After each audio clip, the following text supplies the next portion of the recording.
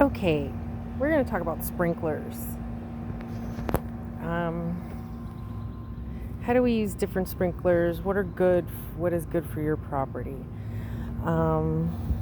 This one is one that's pretty common. A lot of times I see people buy them in metal. And the problem with buying this in metal is that if you live in the city or if you live in a rural area where you don't have a lot of pressure, the further you pull out that hose, the shorter distance this is going to shoot. This is a good one. She shoots 45 feet. If I put the clips on it and stop her left and right, she'll shoot further than if she spins. These are great sprinklers. There's a reason why when you pass by Giant Farms, they're still using these. It's because of the way it gently distributes water. That's why. Gently, doesn't really create puddles, can leave it on for a long time. It sprays the water so well, it takes a while to create a puddle. This is an essential if you're going to have flower beds of any kind, anywhere, I think.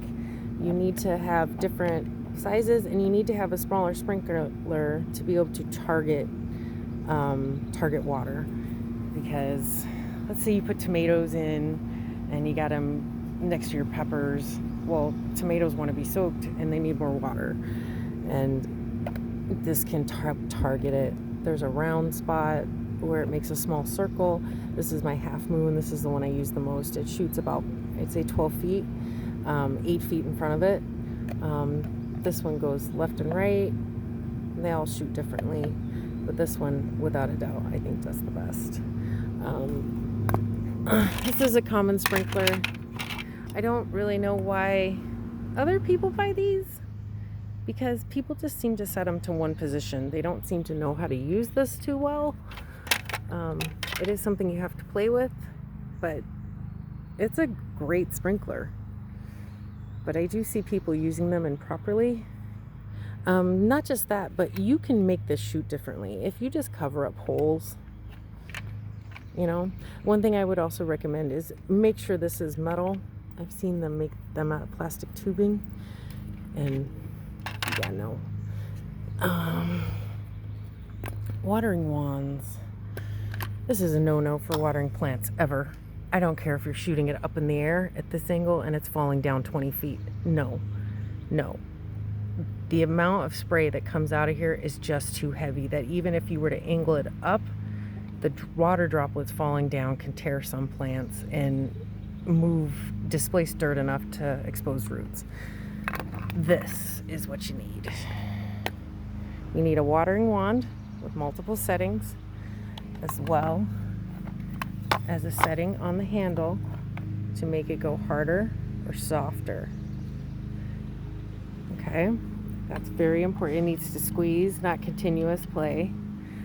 This one also extends taller, and the head goes up and down. Most of these settings are pretty good for plants, not like cone and stuff, but this is a good tool because sometimes you need a flat spray when you're planting seeds, or you have an abundance of really small plants. You need a center spray to be able to get over there on the other side of the garden. Don't really need a jet unless you're trying to clean up the path to the garden, but you need a mist. And these are great too because you can latch them onto the fence, just zip tie them on, and you can water immediately. So that's a good tool. We're going to talk about this one now. This is my traveling sprinkler. This is a great machine. I love this thing. My mom had one growing up that it was bigger and it rolled up about 200 feet of hose, I'm thinking, with the size of the reel, and it was amazing. If you have any property at all, I highly recommend you getting some sort of traveling sprinkler. This one does about, I'd say, she'll drag about 200 feet of hose before not working properly. But it moves. It goes at 3 different speeds, and I got this one at Goodwill for like $5. So keep looking for it. If you have a good amount of property, this is going to be a good investment for you. If you just have a big rectangular garden, this is a great investment for you. Just an insane investment. You can find them online, all different prices, and not just that. This is cast iron. The plastic here is here, and this piece here can be replaced. You don't have to buy this again. You can replace the wheels, you can replace all of this. All of that can be replaced. So you don't have to spend, like, let's say you bought it new for 89 bucks. You don't have to do that again. You can spend $14 and just keep replacing this. So there's some sprinklers. The key to watering is to make it seem like rain. Very seldom do we just flood the ground. Earth doesn't really do that. When a flood comes, it washes away the topsoil and it exposes roots. So that is not what we want to do when we water as gardeners at all. At all. You never want to do this. No, no, no, no, no. You always want to go high. High. Always a gentle shower. And that is 6 good sprinklers that are relatively cheap that you can buy. This one, without a doubt, I recommend. Without a doubt, I recommend these. They work very well, giving a gentle shower.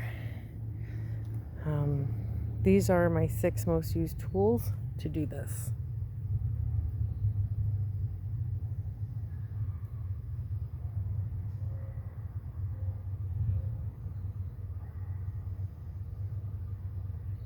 Okay. Oh, I have plants drying on the fence. This is what I use to do this. Most often lately in the garden, I've been using this yellow one.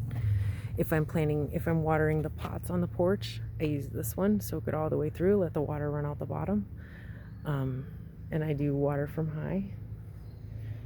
But there you go. And yes, the caterpillars attacked it. I've solved it. Don't worry. Plant's growing back. I live in a wetland, people. Surprised things just didn't come and eat everything the first day. Have a good day and enjoy your gardening, and I hope you have much success.